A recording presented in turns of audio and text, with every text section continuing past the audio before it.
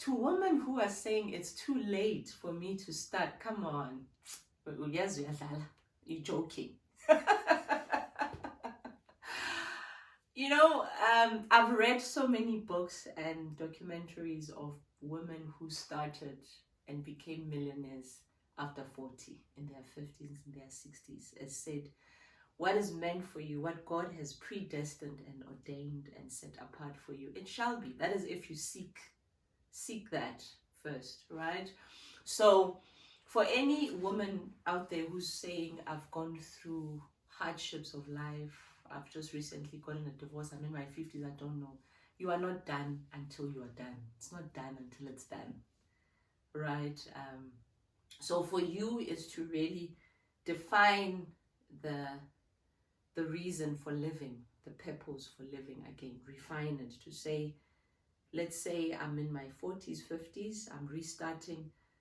By God's grace, I'll still live till 72, 80. What is this gap? You see me as a strategist, I always think, what is this gap that I have?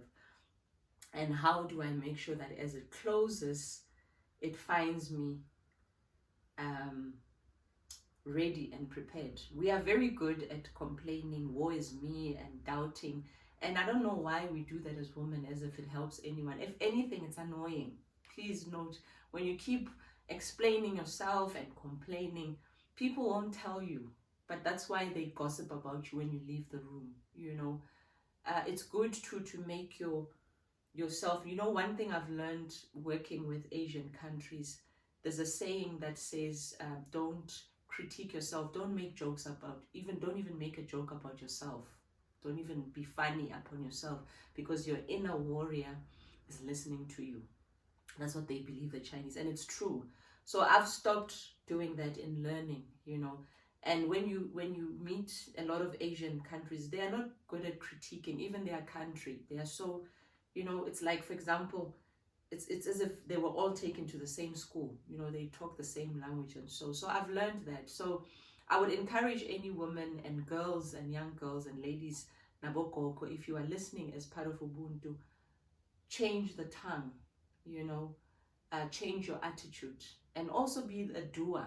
Be a person who starts and finish things. One thing that is very demising and very crippling and diminishing on anyone is people that start and never finish things. I'm one person. Start whatever that you started, finish it. It might take you long. That business that you wanted, trial and error, but eventually do it and finish it.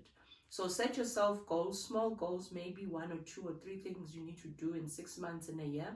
Make sure you start them from start to finish. But starting all over again, there's a new chance and a new beginning. While you are still breathing, oxygen in, CO2 out, there is still room for you to start again. So there is no excuse. But any excuse that you utter with your words, that is what is imprisoning you.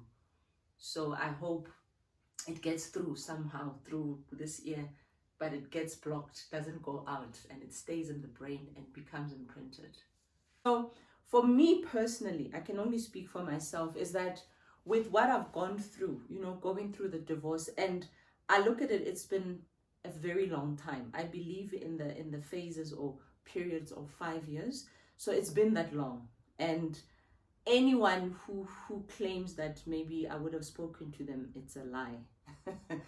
I don't remember even picking up a call. Any of my friends, they would never say when I was going through that, I made them aware. No. And when I say friends, it's not even a handful. One of my best friends, she's just like me.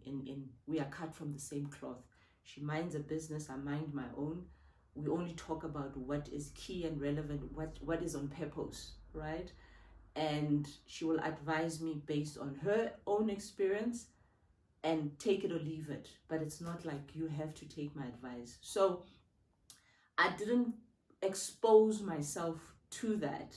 But also I think what helped me at the time is that I think it's the crisis mode in me. If there's one thing I've learned, which is what I was before I even got married, was I was already a strategist, a marketing person, right? So we were taught about crisis mode. So to say when you go to a new territory and an investment goes wrong or things go wrong, what is the crisis adaptability? What happens? And we know the different stages of pain, of fear, of change. We know that, and we know the different stages of change, which is, denial, anger, before you even get to acceptance. So that really helped me. So in the last 5 years, that's exactly what I've done, having to deal with everything else, which, you get to hear. And when you are hearing, it's all incorrect reports, and you look at, it's not even reports that you've said or even your family, but it's people, Also, women, what I found for what was strength for me is that I had the tools that allowed me to heal. As said, when you have worked and you are at a certain level financially stable, because I started very early planning my life at a very from primary school, high school to tertiary. I already knew I was set. I had goals this high, when I wanted to own property, have cars and all those things, even getting married, having kids. So I had planned my life, right? Did I think that divorce would hit me? No, I don't think so. But I don't think I was also exempted. Some people might say, who did she think she is? But no one plans that way. No one plans for failure. You don't plan a business to let it fail. You don't give birth to children to see them die, but life happens. But when it happens, all things give joy unto the Lord. So it was very important. For example, I had planned my life. So I had the ability to still have a home to use, which was not easy, but at least I had tools. For example, I had tools. So a lot of women, that's one thing we forgo, right? When we get married, especially these times that we live in, we know that even in a Christian community, we things like having a contract, not marrying COP, is forbidden and all, but not in the times that we live in. People talk about what's yours is mine, and people are very malicious today. We live in times where people are very intentional. They study you, they watch you, they come with that evil intent to want to take and take. We live in times where people, when they get married, people give them a time frame. They won't last for 2-3 years, we will see. Those are the times that we live in. They are wicked, but it's the times that we live in. So the higher the floods come, God must raise a standard, and He has risen us. He has raised the standard. He will raise the standard. So I look at, for any a woman who are in Ubuntu, is that go into a marriage with an intention. Getting married with an ANC, it's good because it works. People go in, if someone has worked, there are millions, and so those monies belong to them. And if they choose not to give you, they won't give you. They won't. People will fight tooth and nail. It's about a person's heart. You can meet someone who says, look, I'm willing to share everything with you, whether you have or not, and they do it. But in the times that we live in, it's sort of as if you have to go with precaution.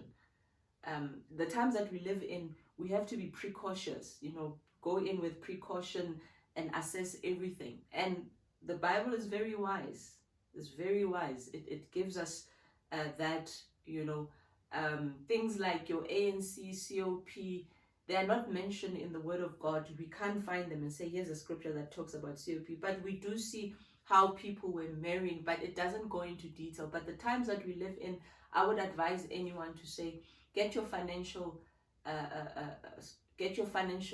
affairs correctly. Build yourself. For the young ladies of Ubuntu who are still young, having the opportunity to be in school, focus on school. Don't be too quick to having children there and there, pregnancy, early this, and diseases and STD. Times that we live in are very hard and harsh. So that's what I would advise anyone. Thank you for watching today's Q&A. If it resonated with you, leave a comment or share it with someone rebuilding.